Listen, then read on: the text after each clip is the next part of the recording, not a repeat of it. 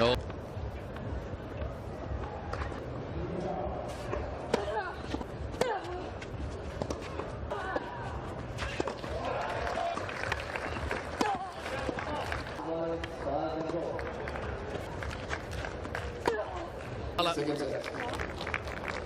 And a break to the good. Mukova in Stuttgart. That she did against Mukova in Germany. Got a break aside to back it up, and everything fell apart. Just one more to not make the same mistake here. Interesting here. There we go.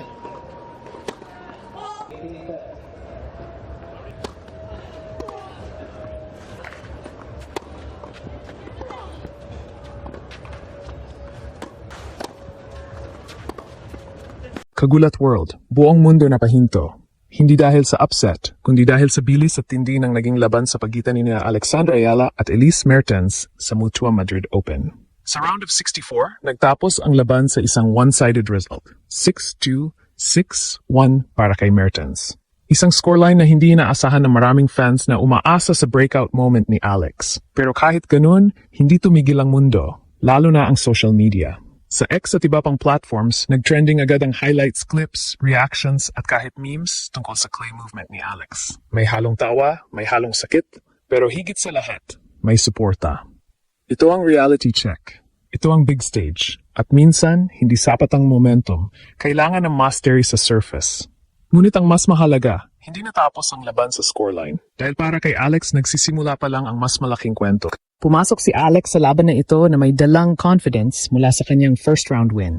Ramdam ang energy, ramdam ang crowd support, at ramdam ang hype.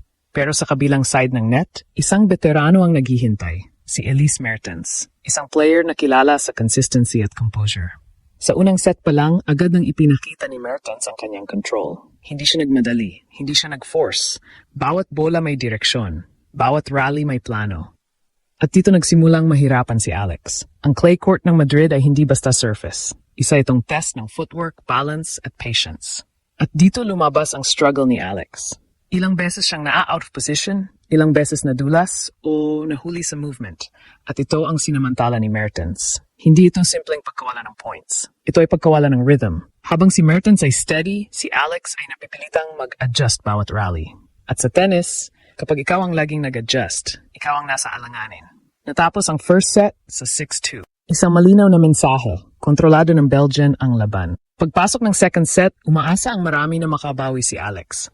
Ngunit kabaliktaran ang nangyari. Mas lalo pang naging dominant si Elise Mertens. Dito na lumabas ang tunay na pagkaiba ng experience.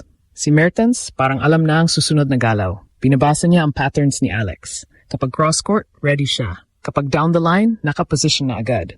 At higit sa lahat, wala siyang binibigay na libreng puntos. Samantala, si Alex ay nagsimulang magkamali. Unforced errors. Late reactions. At ang pinakahalata, hirap sa clay movement. Hindi pa fully natural ang sliding niya, at sa bawat hesitation, nawawala ang timing ng kanyang shots. Ito ang dahilan kung bakit naging viral ang mga clips. Hindi para pagtawanan, kundi dahil ipinapakita ito ang reality ng transition sa clay courts. Ibang laro ito.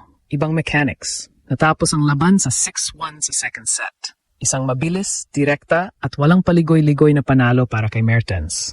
Pero kahit ganun, hindi nawala ng suporta si Alex. Sa social media, umapaw ang mensahe ng mga fans. Laban lang, proud pa rin at next time ba? Kung titignan sa mas malalim na perspektibo, ang laban na ito ay hindi simpleng pagkatalo. Ito ay isang malaking learning moment para kay Alex. Una, malinaw na ang clay ay hindi pa kanyang strongest surface. Ang footwork, spacing, at shot preparation ay kailangang mas maging refined. Sa hard court, mas mabilis ang laro at mas diretso ang galaw. Sa clay, kailangan ng patience, control, at perfect balance. Pangalawa, ang laban kay Elise Mertens ay nagpakita kung ano ang level ng isang established player. Hindi flashy, hindi dramatic, pero efficient, consistent, at mentally tough.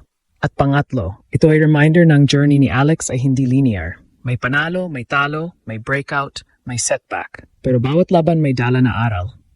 Ang magandang balita, hindi pa tapos ang kanyang kampanya sa Madrid. May doubles pa siya kasama si Zeynep Sönmez at doon may panibagong pagkakataon para bumawi. Sa huli, ang laban na ito ay hindi nagpatigil sa mundo dahil sa resulta, kundi dahil sa realization na ang pag-angat sa world stage ay hindi lang tungkol sa talent, kundi sa adaptation, experience at patuloy na pag-improve. At kung may isang bagay na sigurado, si Alex hindi titigil. Sa mas malalim na analysis ng laban na ito, makita natin na ang nangyari ay hindi lang simpleng off day para kay Alex, kundi isang malinaw na exposure sa gap ng experience at surface mastery laban kay Elise Mertens. Ito yung klase ng match na kapag pinanood mo ulit, mapapansin mong hindi lang sa score nagkaiba, kundi sa bawat maliit na detalye ng laro. Unang-una, usapan ng court positioning. Si Mertens, halos hindi mo makikitang out of place.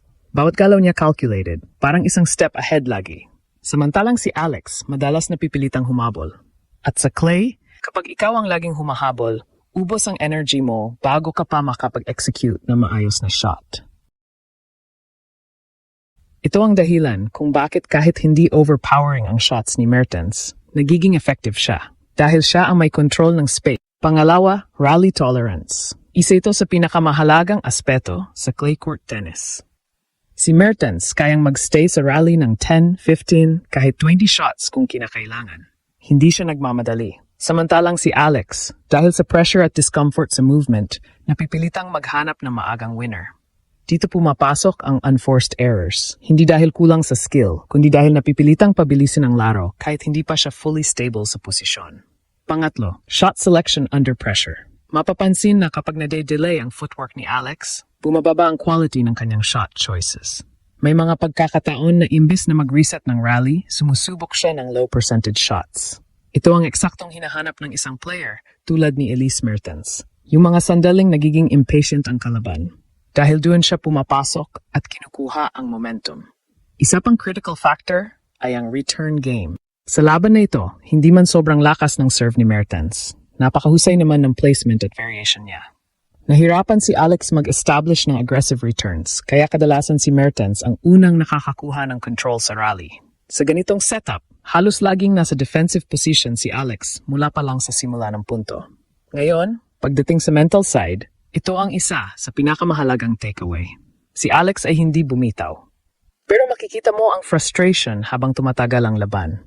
At natural lang iyon. Kapag hindi gumagana ang usual strengths mo, kailangan mong maghanap ng ibang paraan para manatili sa laro. Ito ang next step sa kanyang development, ang tinatawag na Plan B tennis. Samantala, si Elise Mertens ay perfect example ng composure. Walang emosyon na sayang, walang unnecessary risks. Ang goal niya simple, panatilihin ang pressure hanggang magkamali ang kalaban. At nagawa niya ito mula first point hanggang last point. Pero sa kabila ng lahat ng ito, may isang bagay na hindi dapat mawala sa perspektibo. Context. Si Alex ay bata pa sa ganitong level ng competition, lalo na sa clay. Ang mga ganitong laban ay bahagi ng proseso. Hindi ito setback, ito ay calibration. Dito niya makikita kung saan pa siya dapat mag-improve. Footwork drills sa clay, mas mataas na rally tolerance, at mas disciplined na shot selection. At mahalaga rin na tandaan, ang ganitong klaseng pagkatalo ay mas valuable kaysa sa easy wins. Dahil dito, nakikita ang tunay na standard ng elite level. Hindi ito tungkol sa pagiging perpekto agad, kundi sa pag-adapt sa bawat exposure. Sa huli, ang laban na ito ay nagsilbing malinaw na blueprint para sa susunod na hakbang ni Alex. Kung magagamit niya ang experience na ito bilang fuel para sa improvement, mas magiging handa siya sa susunod na pagkakataon na humarap sa ganitong klaseng kalaban. At kapag dumating ang araw na iyon, posibleng iba na ang ending ng kwento.